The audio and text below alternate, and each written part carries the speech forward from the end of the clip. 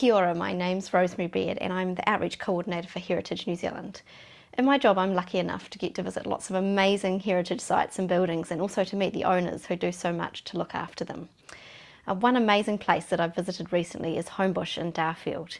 Homebush is a really complex rural agricultural site. It's got heaps of interesting farm buildings which are part of the Heritage New Zealand listing.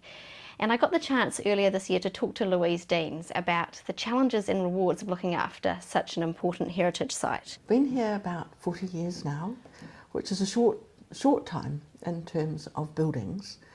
When we arrived here as a family with 4 children and a great big house, there were a lot of dilapidated buildings.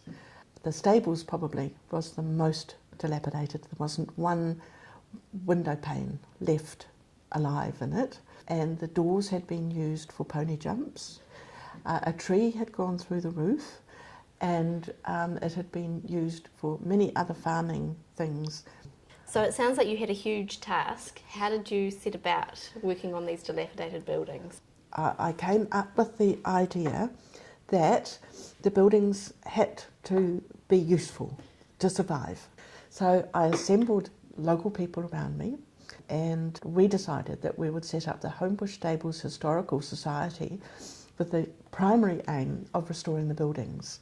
And in order to do that, we would become a visiting destination. So it was a win-win-win situation. The buildings got maintained, people had a nice experience, and people were employed in the district. As a lot of people will know, the September earthquake in Canterbury really destroyed the homestead. Tell me about how you incorporated the heritage and the history of the previous homestead into the new building. I think that we were very lucky in that EQC wasn't up and organised, so we didn't get red stickered. So we decided that we would do the salvage ourselves. We could retain everything out of the house that was possible, like the banisters of the stairs, the front stairs, and they remained in the woolshed for 4 years until we found builders who could reincorporate them and joiners who could do more. The kitchen benches, cowrie from the veranda studs. The Homebush woolshed is quite an icon in Canterbury, and I'm just wondering if you can give a bit of an update on where it's at. Well, it's a bit of an update from quite early on, because if it hadn't been for the New Zealand Historic Places Trust, as you were then, I don't think we would have dared do anything, because all the white bricks had disintegrated. The Christchurch Hospital was dismantled at that time, and that was all made of the Homebush bricks. So we went there and we went through every single brick. And the white bricks, which were scarce as hen's teeth, and we needed 3,000 of them, we put onto another pallet until we had enough. And before that, there had been a couple of major renovations, like restoring the windows and the doors.